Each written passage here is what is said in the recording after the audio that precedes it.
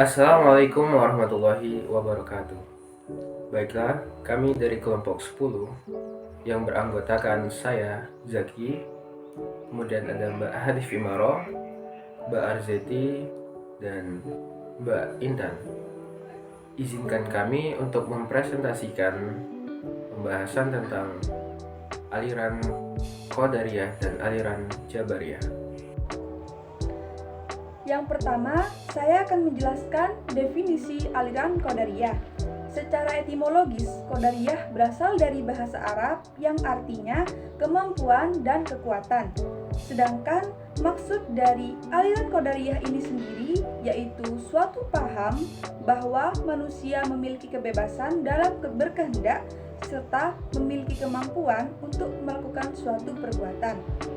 Dalam aliran ini, setiap orang dapat berbuat sesuatu atau meninggalkan perbuatan tersebut atas kehendaknya masing-masing. Dengan kata lain, aliran ini lebih menekankan atas kebebasan dan kekuatan manusia dalam melakukan perbuatan sesuatu. Selanjutnya, saya akan menjelaskan sejarah berdirinya aliran Qadariyah. Aliran Qadariyah pertama kali dikenalkan dan disebarkan oleh dua tokoh pendiri, yaitu yang pertama Ma'bad al-Jauhani dan Wailon al-Dimashqi. Pada tahun 70 Hijriah atau 689 Masehi, di masa pemerintahan Khalifah bin Marwan.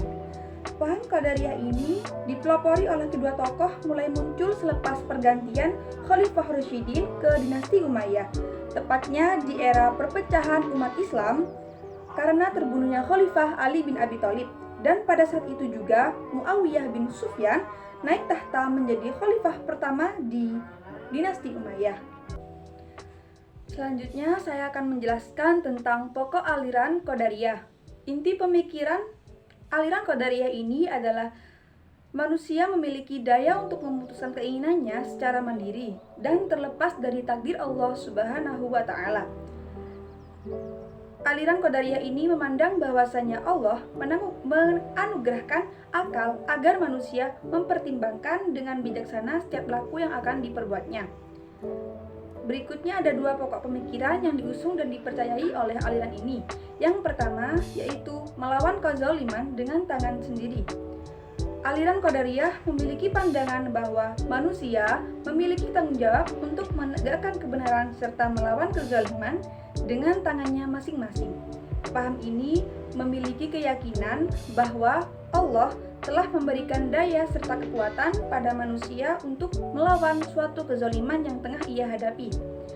Apabila tidak melawan kezaliman, paham ini meyakini bahwa ia telah berbuat suatu dosa dan melanggar perintah Allah Subhanahu wa Ta'ala.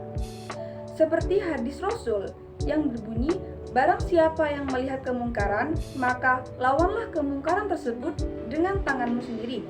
Apabila ia tidak sanggup, maka dengan lisannya, dan apabila tidak sanggup pula, maka dengan hatinya. Dan itulah adalah termasuk selemah-lemahnya iman.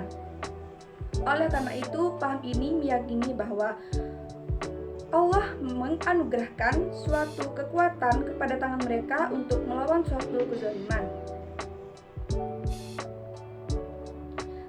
Selanjutnya, yaitu pokok pemikiran yang kedua.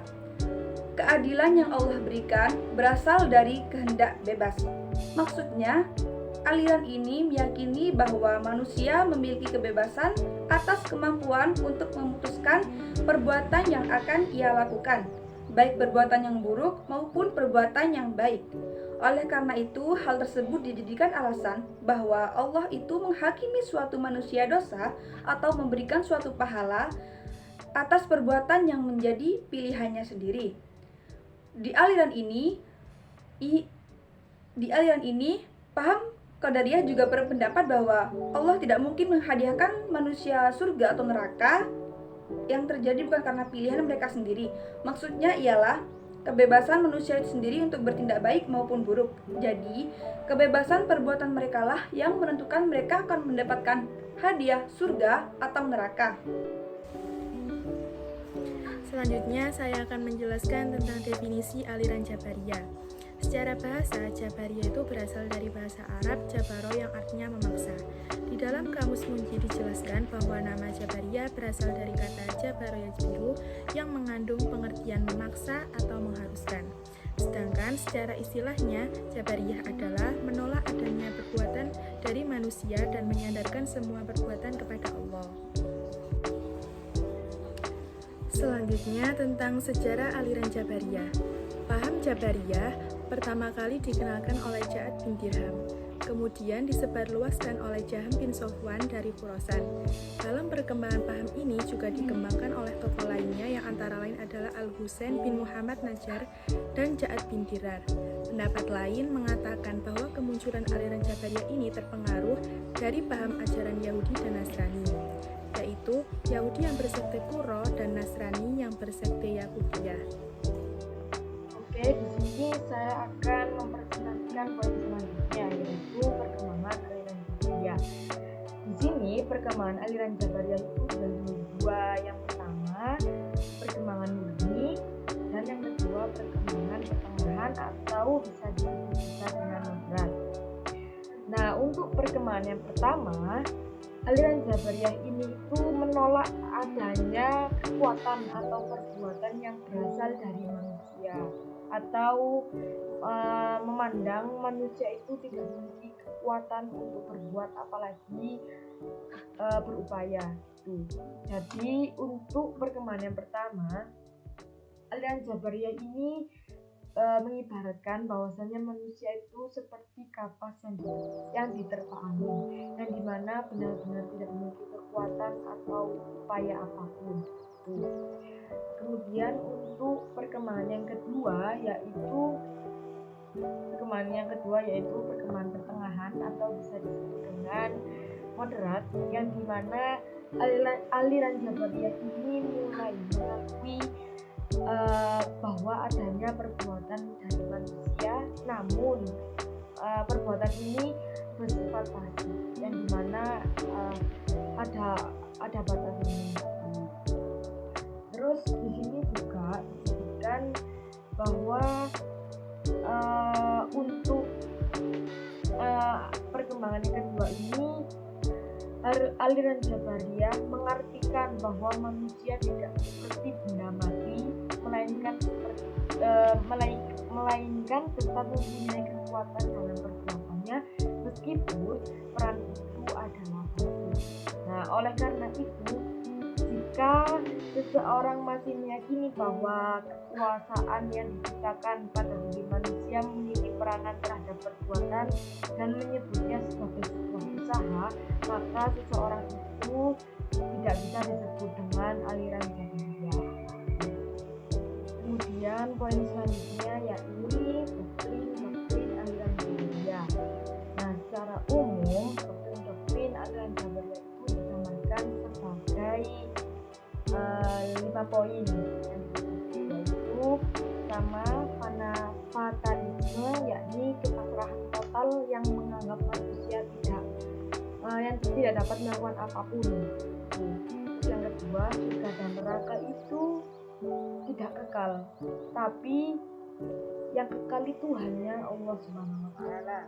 Kemudian tentang iman, yang dimana iman memiliki pengertian makrifat atau membenarkan dalam hati. Nah, dalam hal ini pendapat ini tuh sama seperti yang diterangkan pada ajarannya aliran Murji'ah tentang konsep iman. Kemudian poin keempat yaitu kalam Tuhan atau Al-Quran ini adalah makhluk. Kemudian poin yang terakhir yaitu yang kelima, Tuhan tidak dapat dilihat di akhirat. Baiklah, kesimpulannya adalah bahwasanya aliran Jabariyah mempunyai paham bahwasanya amal perbuatan dan amal soleh bukan menjadi penyebab kita masuk surga. Dan begitu pun sebaliknya, aliran Qadariyah beranggapan bahwasanya amal solehlah menjadi sebab orang masuk surga. Akan tetapi kedua paham ini bertolak belakang dengan paham Ahlussunnah wal Jamaah yang ada di pertengahan. Karena Ahlussunnah wal Jamaah beranggapan bahwasanya tindakan semua manusia itu kembali kepada manusia sendiri.